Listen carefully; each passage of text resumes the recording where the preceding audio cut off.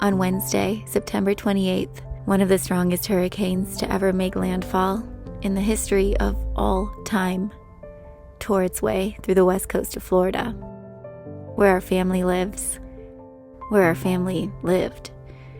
They're safe, thank God they evacuated, but the devastation that awaits is incomprehensible. It is in these moments that we must come together and help build each other back up, because we need each other.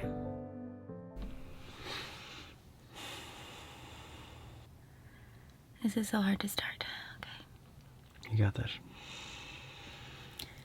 As some of you may know, our families live in Fort Myers Beach, Florida. And Fort Myers is really close to me because after graduating high school, I went to FGCU in Fort Myers, lived inland just a little bit, and my parents shortly followed down, came to Florida from Michigan, and they basically always dreamed of living in a beach community in such a beautiful place by the water. And a few days ago, Hurricane Ian, who is now being remembered as the storm of 1,000 years, one of the strongest hurricanes to ever make landfall in the history of all time. And it certainly brought the highest levels of storm surge that anybody could imagine. The sheriff of Fort Myers is saying that it brought somewhere between 12 and 14 foot of water. It followed the river all the way upland. It was basically the dirty backside of the storm. The eye of the hurricane was spinning counterclockwise, and all the water was being sucked up from Tampa Bay down to Sarasota and churned in a big circle and tossed onto Fort Myers Beach all the way down to Naples. First, we have to say that we are above and beyond grateful that our families evacuated. Yeah. Drew's parents went to Fort Lauderdale, where my parents were. They also have a camper van, which made evacuation that much easier. Oh my goodness. If you don't have a van for any other reason other than for natural disaster, for safety reasons, we are so grateful that they have a van. Yeah, you know how big of proponents we are for vans, how much it's changed our lives, how much we love the freedom they bring. Well, they're the perfect vehicle to be able to escape a situation like this. And we feared that if they didn't have this van, that they may not have evacuated. One thing I want to say related to the whole storm is this was a small tropical storm that was heading up towards Cuba. It basically built up speed, crossed Cuba, and devastated much of Cuba, and then picked up steam as it headed towards Florida. Earlier in the week, on Monday, most people thought it was going to go all the way up to the Panhandle. Nobody really expected that it was going to turn and head more inland, more south. It was predicted at one time to go into Tampa, then Sarasota, then Venice Beach, and then Port Charlotte. Eventually, it ended up having a bit of a pull and getting sucked by a cold depression of air that was sucked down over the southeast of the U.S. and headed right in somewhere between Punta Gorda, Englewood, just north of Fort Myers and Sanibel. Something else about Hurricane Ian is that it picked up speed in a record-breaking amount of time because the temperatures of the ocean were 3 degrees warmer than usual, meaning that it was able to escalate from a Category 3 to a Category 4 in just a number of hours. Yeah, and it was only 2 miles an hour off of what was needed to be classified as a Category 5 hurricane at 157 miles of continuous wind speeds.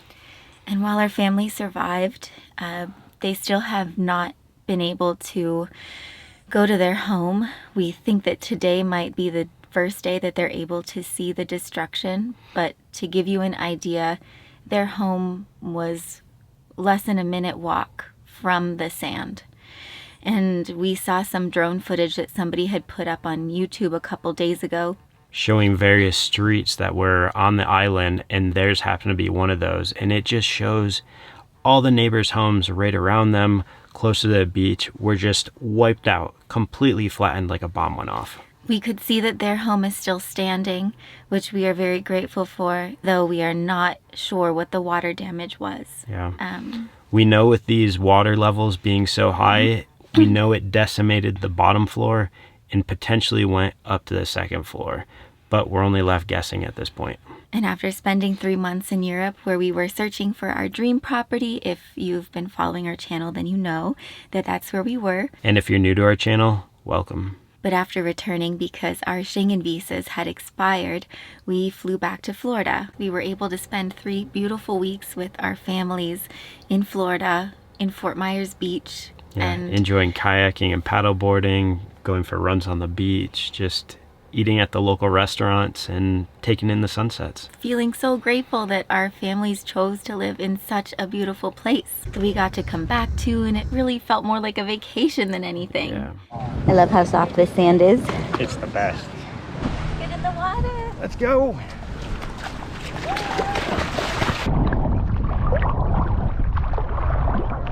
We were living in their dream. We were living in what they had, created over the last 10 years. They've had a house out at the beach for over 10 years now, and it's just been something that they've really enjoyed having. And then we flew back to Michigan, where Drew remotely manages a radiology business. We even considered moving our flights 2 weeks later so we could stay in Florida a little bit longer. But had we done so, we would have ended up there during this storm. And so now we are sharing this story with you from Utah, because that is where our Sprinter van was waiting for us. It is where we left it before we went to Europe. Yep, at a storage facility down the way. This is our full-time home. Again, if you're new to our channel, our lives are a little bit all over the place, but our hearts are 100% with everyone being affected by Hurricane Ian right now. Yeah.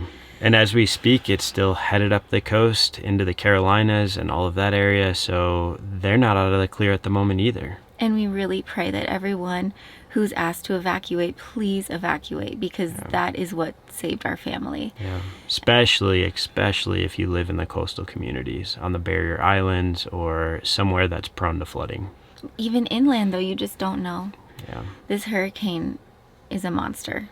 I also just want to add, not only was it my parents' house, all of my stuff from growing up. This is one of my secret treasures. This is the vault. Open sesame. These are all my foreign coins. The Queen. Hey look, $1 million bill. But really there's some really cool money in here. I love the colorful bills. State Quarters series collector's maps. Our sparklers from our wedding.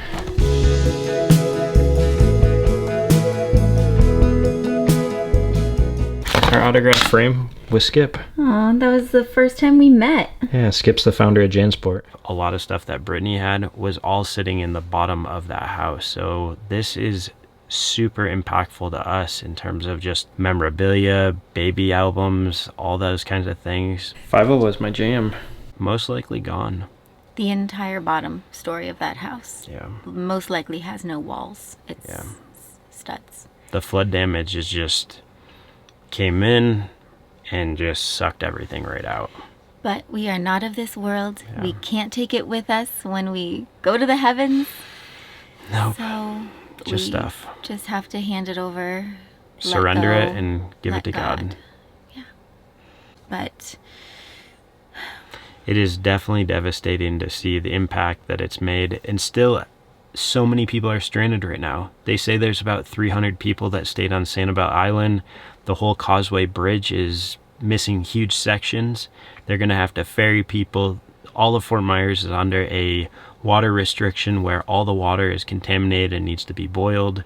But there's no power. Yeah. There's no cell signal to a lot of areas. We've even tried calling my parents earlier today, and they don't pick up. It doesn't even ring through on their phones. And we think that this is because they have been able to go to their home, and that must be why there's no service there. There's no cell phone towers. But anyway, we're just trying to remain present.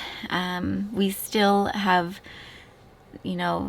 episodes to share about the watermill and about Portugal and just our journey in general, which is so exciting.